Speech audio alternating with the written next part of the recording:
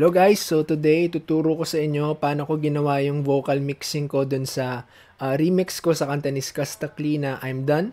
So ginawa ko yung best ko na maging similar yung pagkakamix ko dun nga sa boses ni Skastakli using ito lang gamit ko guys, yung aking USB mic. So ayan, ang USB mic ko guys ay AKG Lyra. So yan, USB mic lang siya, wala akong audio interface. So, mas maganda yung equipment ni Skastakli sa atin, pero tinry natin yung best natin na maging kaboses niya. So, ayun. So, ipaparinig ko sa inyo yung finished product niya. Tapos, ipaparinig ko rin right after yung dry vocals, yung wala munang mixing. So, ito yung final product na guys.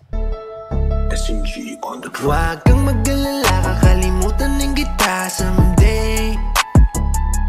Huwag mo na akong pakilaman, baby girl, just do your thing. Kung inaakala mo siguro na hindi ko kaya, hindi ko kayang mawala ka. Halos isang taon na tayo, di ka ba nangihinayang? Isang taon na rin akong tanga. So ayan, kung gusto niyo palang mapanood yung full remix nito, nasa YouTube channel ko lang. So ipaparinig ko naman sa inyo yung walang effects. Muna natin. Tapos increase natin yung volume natin kasi hihina yan. Ayan, ito yung dry. SMG on the track. Huwag kang mag-alala, kakalimutan ng kita someday. Huwag mo na akong pakilaman, baby girl, just do your thing. Kung inaakala mo siguro na hindi ko kaya, hindi ko kayang mawala ka.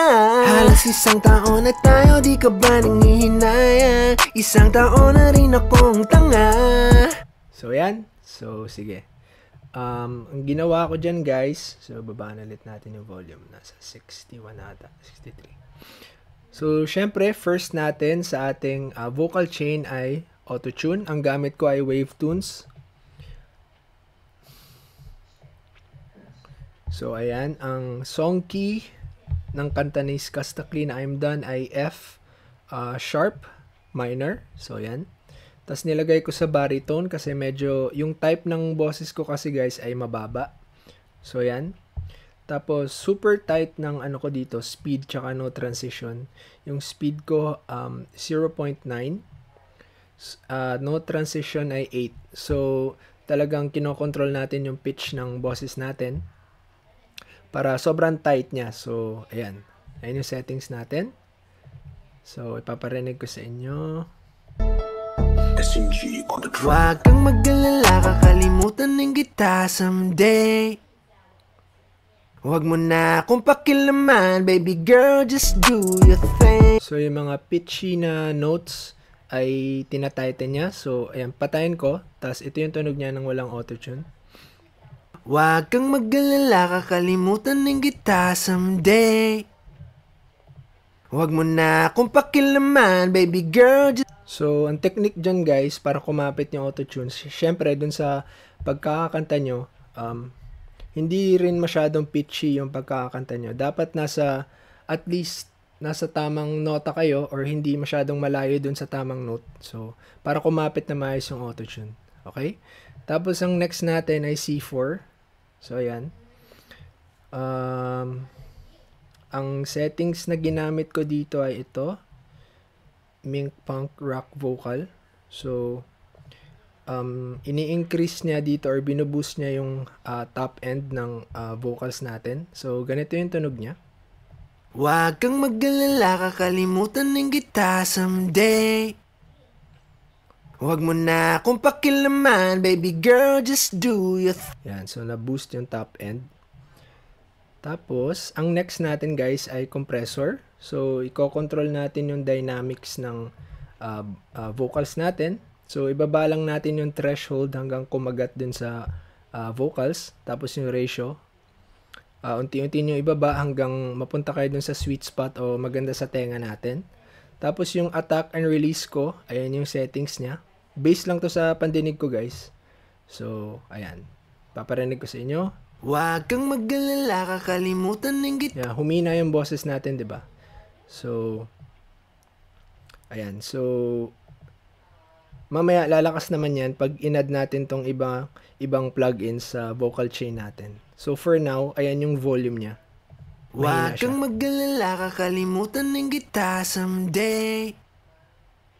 Huwag mo na akong pakilaman. So, ayan, mas tighter yung vocals natin kasi kinumpress niya. Next is another compressor, CLA 76. Ayan. Huwag kang mag-alala, kakalimutan ng gitara someday. So, i-adjust niya lang dito yung input hanggang sa kumagat yung compressor. So, makikita niyo pag kumagat, pag gumagalaw tong handle na to, yung red handle. Ayan. Huwag kang mag-alala, kakalimutan ng gitara. And then, yung attack and release ko, based lang sa taste ko, so ano yung maganda sa tenga ko, dun ko nilagay yung attack and release natin. Huwag kang mag-alala, kakalimutan ng gitara someday. Ayan. So, again, yung compressor na to ay tinatighten niya yung vocals natin. Make sure lang na hindi naman masyadong mawala yung dynamics ng vocals nyo, yung sobrang flat na siya. So, dapat may peaks pa rin dun sa sound wave. So, ayan. Next naman natin, guys, ay another auto-tune. Para talagang to tighten yung notes ng pagkakanta natin. Yung pitch, dapat sobrang tight niya. So, ayan, i-ano lang natin. Enable. So, same settings, wala akong binago. Tinaasan ko lang ng konti yung speed para hindi naman masyadong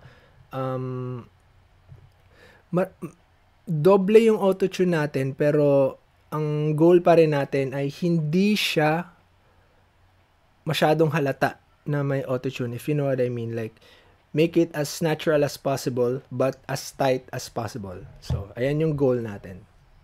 Huwag kang mag-alala, kakalimutan ng gitara someday. Diba, pasok siya sa pockets ng notes. So, talagang tumatama siya sa tamang note. Yan. Huwag kang mag-alala, kakalimutan ng gitara someday. Alright, next natin, guys, ay de-esser. So, i-control natin yung mga sibilants, mga letter S, mga ganyan. Kasi masakit siya sa tenga pag masyado na siyang overpowering. So, ayan. Frequency natin, nandyan, 5540. Tapos ibaba lang natin yung threshold hanggang sa makontrol niya yung mga letter S. So, ganito yung tunog niya.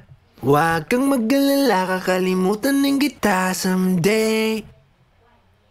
Huwag mo na akong pakilaman, baby girl, just do your thing. Kung inaakala mo siguro na hindi ko... Yan. Tapos, nag-add pa tayo ng another de-esser para makontrol talaga yung letter S. Ayan. So, iniba lang natin yung frequency, nasa 8K. Tapos, mas binabaan natin yung threshold. Huwag kang mag-alala, kakalimutan ng gitara someday. So, yan. Huwag mo na akong pakilaman, baby girl, just do your thing. Yan. So, make sure lang na pumapasok pa rin yung mga letter S na sound. Hindi naman, dapat hindi siya tunog bulol. So, kontrolin lang natin, wag natin tanggalin completely. Okay? Tapos, next ay EQ. So, dahil na-control na natin yung boses natin, nalinis na natin, pwede na tayong mag-boost sa mga frequency na tingin natin makakatulong or makakapag-stand out sa vocals natin. So, in this case, nag-increase ako sa 100 Hz ng around, yan, 3.4. Ito, yung boost. Tapos, nag-boost din tayo sa 8K. Ayan. Around 5. So, nag-increase ulit tayo sa top end. Huwag kang mag-alala, kakalimutan ng gitara someday. With the beat. Huwag mo na akong pakilaman, baby girl, just do your thing. Kung inaakala mo siguro na hindi ko kaya. Ayan. So, di ba, nagbi-blend siya well together dun sa beat natin. So, yan yung goal natin. Mag-blend together yung beat tsaka yung boses. Walang overpowering, walang mahina. So, ayan. Ang next naman natin, guys, ay another EQ. So, nagbawas tayo sa low end naman.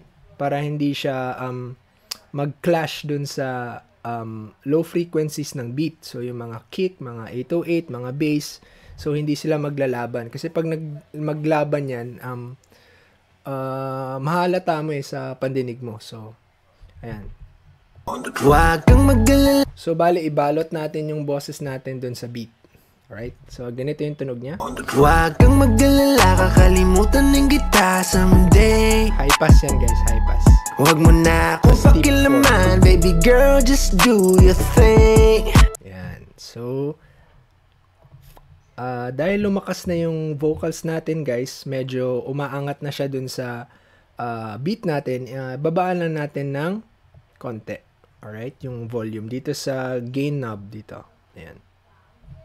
Huwag kang mag-alala, kakalimutan ng kita someday. Alright, next natin, guys, gusto natin maging wider yung vocals natin kasi dun sa pagkakarinig ko sa vocals ni Skastaki, wide siya pero rinig na rinig mo pa rin siya sa gitna. So, nahanap ko tong plugin na to na ginagawa niyang ganun yung vocals natin. At least sa pandinig ko. So, hindi ako sure kung ito yung mga plugins na ginamit ni Skasta. More or less, hindi siguro. So, anyway, gusto lang natin gayahin as much as possible. So, ang settings ko dyan, winiden ko. So, itong width, in-increase natin around there. Tapos, itong shuffle, in-increase din natin around here. Tapos, itong gain at frequency, itong dalawa sa dulo, hindi ko na ginalaw yan. So, makikita nyo dito yung purple na triangle na to. Pag in-increase ko itong width, kumakapal siya. Ayan o, kumakapal.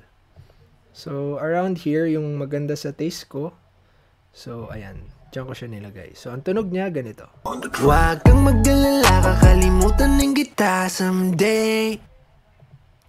Huwag mo na akong pakilaman. Enable pala natin, sorry. Huwag kang mag-alala, kakalimutan ng kita someday. Huwag mo na akong pakilaman, baby girl, just do your thing. Ayan, ayan yung tunog niya. Next natin, naglagay tayo ng delay, reverb, at saka ito. Pakita kasi niya mamaya. So, ikabit muna natin siya dito sa delay. Yung delay natin nasa insert 10. Yung main vocals natin nasa insert 3. So, paano ikabit? Pindutin nyo yung main vocals nyo, which is insert 3. Tapos, i-click nyo tong arrow na to sa baba para kumabit siya dun sa plugin na gusto nyong ikabit. So, ayan. Tapos, itong green na to, pwede nyo yung i-adjust yung timpla nyan. Yan. Tawag dito. Long press, tapos drag down or up to decrease and to increase. So, for me, around here, yung okay sa tenga ko. So, ang delay natin, ang preset ay ito. Ayan. Tapos, binabaan ko lang ata yung feedback. Ayan. So, ang tunog niya, ganito. Huwag kang mag-alala, kakalimutan ng kita someday. Huwag mo na akong pakilaman, baby girl, just do your thing. Kung inaakala mo siguro na hindi ko kaya. So, ayan yung tunog niya. Next is reverb. So, ikabit na ulit natin. Ayan. Ang reverb ko naman ay ito. Itong preset na yan. Ayan. Tapos wala na akong binago dyan. Kinabit ko lang at in-adjust ko lang yung mix level dito. So, ganito yung tunog niya. Huwag kang mag-alala, kakalimutan. Hinaan ko na yung volume guys kasi lumalakas na siya. Huwag kang mag-alala, kakalimutan ng kita someday. Huwag mo na akong pakilaman, baby girl, just do your thing. Kung inaakala mo siguro na hindi ko kaya. Right? Tapos ang last natin guys ay ito. E. Kramer DR Stereo. So yan, konti lang guys kasi masyadong harsh tong plugin na to. Actually yung plugin na to para sa drums. Pero nagustuhan ko siya sa vocals ko so ginamit ko siya. Ang binago ko dito ay itong FX. Ayan, in-increase ko around here. And then yung sensitivity binago ko rin, tsaka yung compress. Ayan. Tapos yung treble, binago ko ba to? Basta pag ginagamit ko ng plugin na to, itong 4 yung binabago ko. Ayan. Tapos timplahin nyo na lang dito kung how much yung plugin kakabit sa boses nyo. Ayan. Huwag kang mag-alala, kakalimutan ng kita someday. So, ang plugin na to for me, ini-increase na yung pagka-huskiness ng boses nyo. So, gusto ko yung effect na yun kasi yung boses ni Skastakli medyo husky. So, yung nilalapit ko yung quality ng vocals ko dun sa boses ni Skastakli.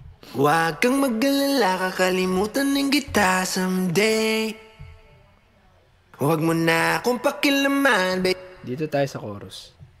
Yeah, huwag mo sisihin pa, di mo maintindihan, di ako ang may kasalanan. Nasanay ka kasi na lagi kang pinagbibigyan, pang ilang beses mo na yan. Sinabihan na kita na pakiusap, wag mo na ako lokohin. Wanna say, sa una ka lang magaling, baby. Ilang beses mong magbalikan, paulit-ulit lang tayo, yeah, yeah. And I don't wanna see you fade.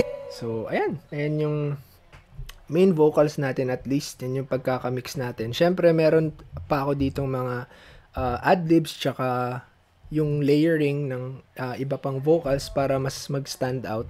Tulad dito sa chorus. Ito yung mga mga layer. Kaya wag mo sisihin pa, di mo maintindihan, So, iba rin yung mixing niyan. So, ayan. Pero hindi ko ituturo na dito. Pero ayan yung settings ko dyan. Ay, mga plugins ko. Ayan. Kaya wag mo sisihin pa, di mo maintindihan, di ako ang may kasalanan. Ayan. Okay na. So, kung may gusto pa kayong tutorial na gusto nyong ituro ko, comment na kayo sa baba. At kung may mga tanong kayo, mag-comment na din kayo, guys. Again, pwede nyo mapanood yung full remix nito para mapakinggan nyo talaga yung quality ng mixing ko dito. Nasa YouTube channel ko. So, yun lang, guys. Peace!